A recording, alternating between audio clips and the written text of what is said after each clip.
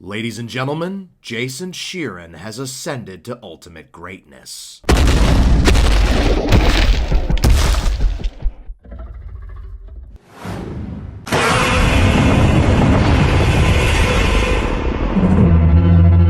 What's up, my fellow friends, and welcome to the channel. Enjoy the content and have a wonderful day. What's going on, guys, and welcome back to another episode of Q&A, the video where you ask the questions and I try my best to answer them. Welcome to the 39th edition to the Q&A series, where this time I like to do something a little bit different from what you're used to. Starting with this Q&A and every Q&A afterwards, I will be answering 10 questions per video instead of only 5. This way here, I get to answer more questions and more people will have their questions answered. So from now on, it'll be 10 questions instead of 5. So if you enjoy this video and want more Q&As, make sure to leave a like and subscribe for more. It would really help out a ton. But with that, let's begin the Q&A. Our first question for today is from Anthony Goody 254, and the question is, have you seen this Godzilla analog horror known as Godzilla Bloodbath? As a matter of fact, yes, I have. And let me just say, this is probably the most terrifying version of Godzilla to date. He kind of looks like a crane, like the bird, you know, with the long snout and the skinny structure. It just looks unnatural for Godzilla, and I thought Shin Godzilla looked terrifying. And this Bloodbath Godzilla looks the most terrifying when he's looking directly at the camera. Yeah, Bloodbath is without a doubt the most terrifying Godzilla to date. Question 2 is from GTuber Fan, and the question is, will Dylan, Bob, and Tom get their own spin-off films? For Dylan, yes. I was thinking about giving him a spin-off film, and it will explore his shadowy past, if you know what I mean. As for Bob and Tom, I'm not 100% sure yet, because they are based off of SpongeBob SquarePants and Thomas the Tank Engine, so yeah, I'm not really too sure about that. As for the Dylan spin-off, it probably won't release until after J5 is done. Yes, I am currently working on that as we speak. Question 3 is from the Pizza Guy 6969, and the question is, Drake or Kendrick Lamar? Honestly, I don't really care for either, but if I had to pick one, Kendrick Lamar for the win. Question 4 is from Marcus Train Guy 1157, and the question is, are you excited for the new Tom and Jerry animated movie when it comes out? There's a new Tom and Jerry movie coming out? Well, if that's the case, I just hope it isn't as bad as the one that came out in 2021 or the one that came out in 1992. Question 5 is from Thunder the Giganotosaurus fan, and the question is, what is your opinion on the new redesigns for the Quetzalcoatlus, Spinosaurus, and Mosasaurus for Jurassic World Rebirth? The Mosasaurus is actually an improvement over the one from Jurassic World. I was never really a fan of the design from the 2015 film, cause it just looked like a crocodile with fins. The Quetzalcoatlus looks fine, I don't really have any opinions on it. It doesn't look as good as the one from Dominion, but it still looks nice. As for the Spinosaurus, I'm not sure how I feel about it.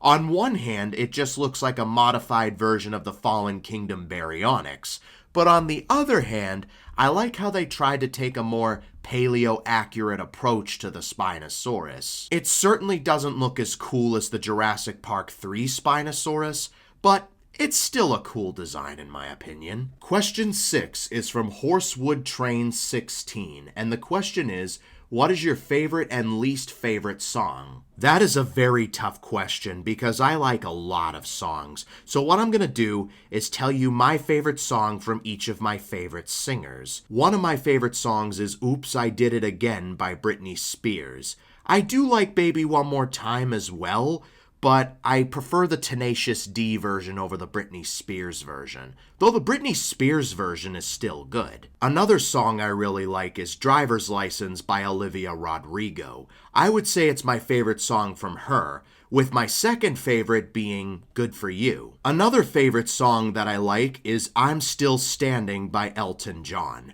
It has such a good beat, and Elton John is such a legend. I also listen to a lot of Michael Jackson, as well as a lot of Green Day as well. And by the way, Green Day is my favorite band, with my favorite song from them being 21 Guns. As for my least favorite song, I would have to pick Got Your Money by Old Dirty, simply because a friend of mine kind of ruined the song for me by constantly annoying me with it.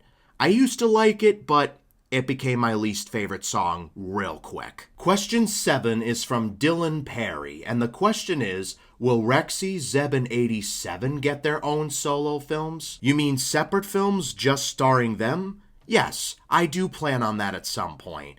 It might not be for a while because I kind of have a schedule of films planned out, so it might not be till like 2026 or something, I don't know. Question 8 is from Legend the Raptor, and the question is, if you were to create a dinosaur horror story or movie, what dinosaur would you use? That is a very good question. There are a lot of cool candidates that I could use.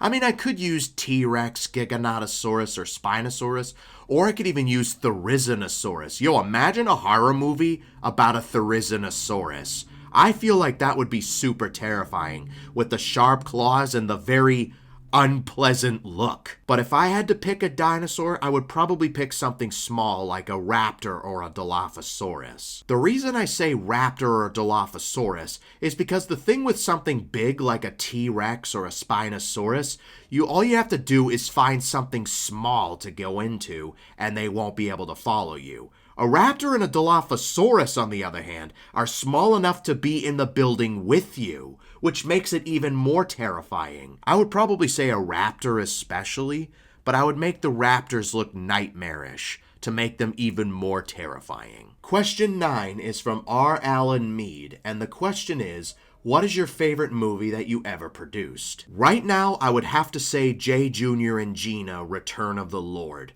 because the animation in that is probably some of the best I've ever done, from the fight scenes to some of the more simple animations, like when Jay Jr. walks over to investigate some footprints left behind by Lord Giganato. And plus, anything with Lord Giganato in it is bound to be good, because he's probably my most iconic villain to date. Our 10th and final question for today is from GFYT8064, and the question is, will you make an Error Revival series? Unfortunately, no. I am officially retired from the Error series as of July of 2024.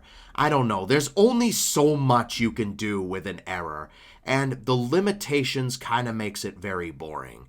Plus, I've learned a lot about animation from CapCut, so I'm going to use that to grow and move on to bigger and better things. And with that, that about wraps it up for Q&A 39. If you enjoyed it, make sure to leave a like and subscribe for more. It would really help out a ton. Also, let me know if you have any questions in the comments down below, and they might make it into Q&A 40. But until then, I will see you guys in April. Thanks for watching.